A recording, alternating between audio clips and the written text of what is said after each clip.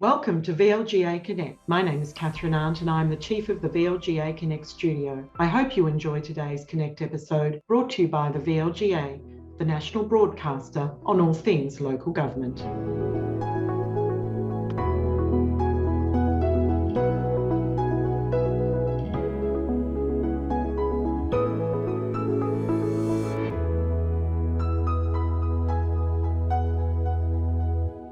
Hi everyone and welcome to VLGA Connect. It's time for our annual state budget dissection episode, if I can call it that. And joining me is the CEO of the VLGA, of course, Kathryn Arndt. Hi, Kathryn. Hi, Chris. It's good to be here with you and Steve today. This time of year where we come together to talk about and analyse or perhaps speculate on the budget that's just been announced at a state level. And today I'm really excited to hear from Steve because he was actually at lockup. Yes, so Steve Cooper, Chief of Staff, VLGA, second time today. Hello to you. Hello, Chris. And yes, and it's our second budget wrap-up. And hi, Kathryn. And I think we can now lay claim to this being an annual event. Yes. Well, I think it's the third one. I think we might have done some form of this back in 2020 when VLGA Connect was very new. I think you'll find how time flies, Chris. Steve made a guest appearance on the Local Government News Roundup podcast this morning to talk very briefly about his experience, but I figure, Kathryn, that we could probably take a bit of time to unpack this lockup experience a little bit more with Steve now. How was it? I'm really keen to hear. It's been a few years since I've been to lockup. What was happening in the room? Oh, it was all quite social, Kathryn. And again, I'd never been, but we turn up and you register and get your little name tag that you forget to hand back on the way out. And they take your phone and put it in a little plastic bag. And then we walk in and there's a whole pile of printed materials at the back of the room. And people are sort of in sections. So the local government peak bodies, so us and the MAV, were out sort of tucked away at the back with a lot of regional development kind of people who were terrific. And we listened to the Premier, the Assistant Treasurer, the Minister for Regional Development, and then it's on. There is a huge rush to the table. Just wait for this, we've got a prop. And we all get these. That's a good doorstopper there, Steve. Absolutely. I hope you took a suitcase to carry that home on the tray. My satchel was quite loaded, Kathryn. I was glad it was nearly bare of anything else. And it was really quite interesting because you could tell the people who had a broad remit, because for them from about 11:30 to 1:30, it was just head down, folding pages, scribbling, taking notes. And there are other people who have really gone there only with an interest in one or two lines. And they were up for a chat. Right. Of course, you wouldn't be in that category, Steve. Absolutely. I expect that there's lots of little sticky notes in those papers for me to have a look at when I go back into the office. But look, you mentioned it was a bit of a social event, so things haven't changed, I must say. But in all seriousness, I do all hats off to a lot of the staffers of the ministers whose portfolios do impact the local government sector. I know they make absolute deliberate effort to seek out representative bodies such as the VLGA when there is someone in the room. So did you have a chat to anyone from the various portfolios? Look, and actually, thank you for that reminder, Kathryn, because it would actually, yes, I was being a bit flippant, but there is actually a lot of work that was done, and the way that you've described it is quite correct. So, yes, certainly I had conversations with advisors from regional development and also the Minister of Planning, which, again, you wouldn't necessarily get that opportunity otherwise. And the connections in the room, although, again, yes, it's social, there is a lot of work-related conversation going on and really an opportunity for good access to government. Well, tell us, what's in the budget for local government, Steve? Well, actually, thank you, Kathryn. I'll dispense with my props for the time being. I think it's worthwhile saying, and there's already been some rather excellent commentary along some recurring themes. And I think in terms of the context of this budget, it's no secret that there is a state election coming up. Sean Carney writes about that in some detail in the editorial pages in The Age today about the nature of the budget and where he saw that it sits in the context of the election. So it is around a trust rebuilding and really a reinstatement of the economy, particularly around health and some infrastructure, given the pandemic. Now, the headlines were it's about jobs, that there is purportedly an operating cash surplus to be achieved in 22-23, and that the budget would come back into complete surplus, having regard to depreciation and those non-cash charges in 25-26 in that particular year.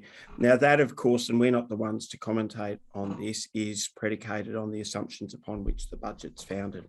Of course, and look, just to give you a break, Steve, Chris, I know you did talk about it on the Local Government News Roundup podcast this morning. What's your assessment of the budget announcement? I think it's sort of two halves, really, Kathryn. There's some big announcements that some councils, particularly growth councils, have noted and welcomed around hospitals. They're falling into the theme that Steve mentioned of health in particular. But I think there's also a feeling, and I haven't read the Sean Carney piece, that there's some stuff being held back for the state election campaign, and that some of the things the councils have been asking for, they might just have to wait a little bit longer. They don't quite fit into this budget, and I think it's interesting to see some of the peak bodies' responses that are starting to dribble, but fall out today as they get their heads around what's in the budget. And we could talk a bit about some of those now, if you like. Yeah, look, absolutely. But just going back to your point about perhaps some of those announcements being held back at the moment, we'll be running a VLGA Connect election series, a state election series, and certainly look forward to inviting the Treasurer and the Shadow Treasurer and other portfolio ministers onto that program to talk a little bit more in detail as we get closer to the election date. So just before we talk about some of those peak responses, Steve, highlights. So I did pull out a few for the roundup this morning. Wyndham's commented on health and schools. Melton's commented on the new Melton Hospital and some highway duplication, which it's been advocating for. Some of the rurals have had success with things they've been asking for, like additional train services out in central Goldfields Shire. What other particular things that were local government focused did catch your eye as you worked through the materials? So I think in that sense, you have to go looking, and often, as you've sort of touched on, the local government sensitive ones are in relation to issues where there's been particular advocacy. The list that I had, the Rural Council's transformation program obviously will continue. So obviously government still has a strategic intent for collaboration between councils. There is 4.9 million towards municipal emergency resourcing, although I've heard some commentary seeking more for that. And that $50 million Growing Suburbs Fund for interface and regional peri-urban councils to build facilities for healthy and livable communities in fast-growing suburbs. So those, I guess, urban fringe councils, I suppose, that have got capital works projects on foot for grant applications, look out for them to make those applications. So you mentioned the Growing Suburbs Fund. That's one that's continuing with another $50 million singled out in the budget. The interface councils have welcomed that, but there's a but as well. They've commented on the stress on maternal and child health services in particular. I think the MAV's picked up on this as well today.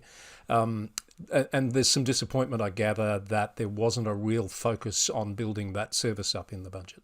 No, I think that's right, Chris, and I can't really add to that because it's pretty hard to comment when there's not a lot of commentary in the budget papers. I think you're right. There's a lot to unpack. Those documents that you have there, those props, as you referred to them, are quite comprehensive, and often it's a matter of really going into the detail to understand the implications of some of those announcements. There's been a little bit of money allocated, I understand, to establish a social inclusion action group. across 10 local government areas. Do we know any more about that? No, Kathryn, only to the extent that the budget papers made it quite clear that inclusion was a theme for government throughout all of its areas of operation.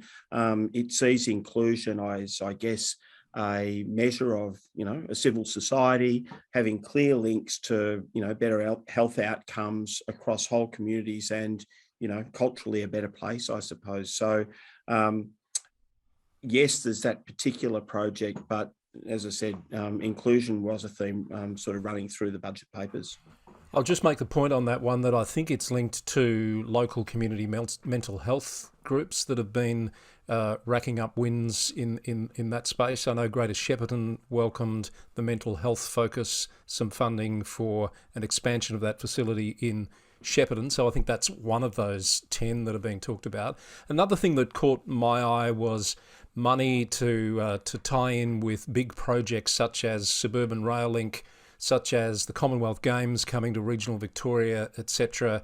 So funding to allow councils and others to leverage those projects for community outcomes. Fair comment, Steve?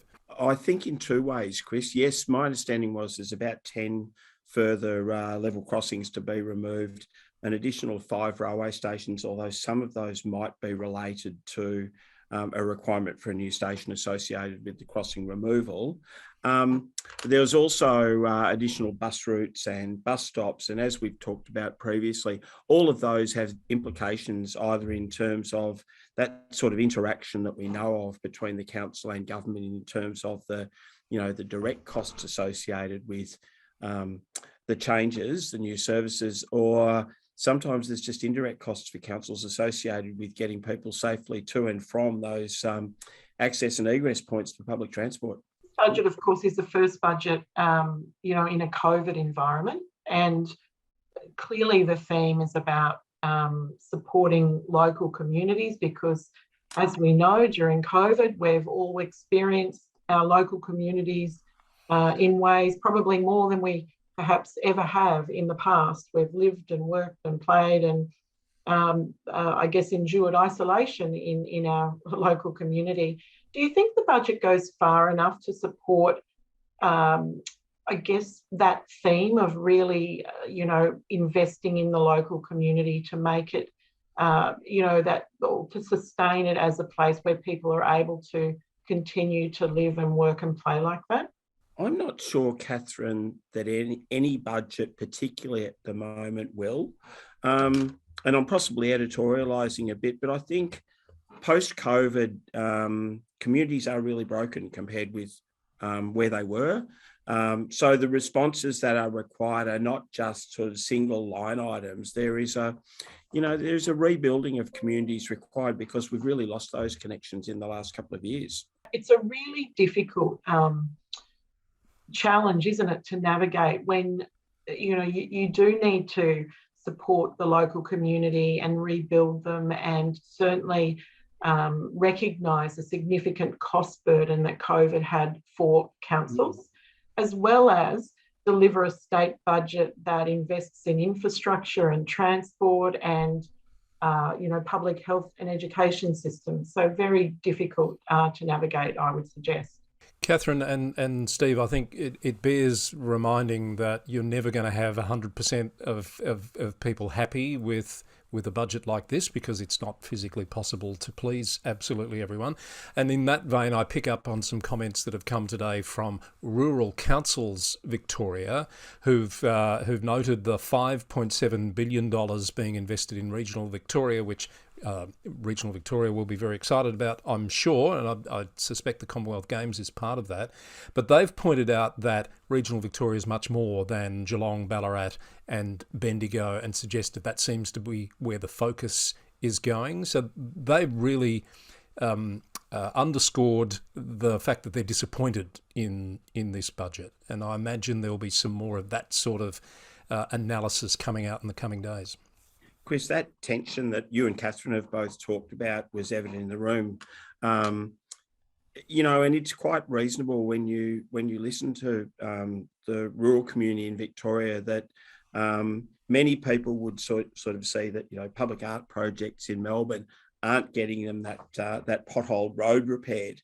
And so the sort of tensions you've talked about, I think, are alive, and I don't like to say alive and well, but certainly alive. The other allocation I was interested to note was the $350,000 announced to support the recently released Victorian Aboriginal and local government strategy. Now, local government is actually mentioned as a partner in this strategy, and the purpose of the strategy is to strengthen the engagement between Aboriginal organisations and local councils and support pathways to self-determination. So it's pleasing to see an allocation of funds there, because certainly from the VLGA's perspective, we're very keen to better understand what role local government can play as part of that strategy. So $400,000, I think, for the VLGAP, Kathryn, but significant dollars for the treaty process as well, which, as we know, has already started. But that funding's going right through to 25-26, because there's clearly a lot more work needs to be done there. Yeah, a couple of other things, Chris. Yeah, so a total of 151 million on treaty over the forecast period of the budget. Of that 400,000, in some ways, what you've both said is correct, because I understand 50,000 is for the internal oversight costs and 350,000 going outside, but we don't know quite what that implementation of the Aboriginal local government strategy will look like.